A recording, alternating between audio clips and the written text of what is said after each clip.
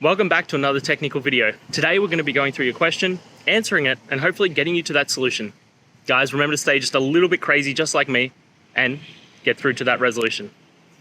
Now, let's get started.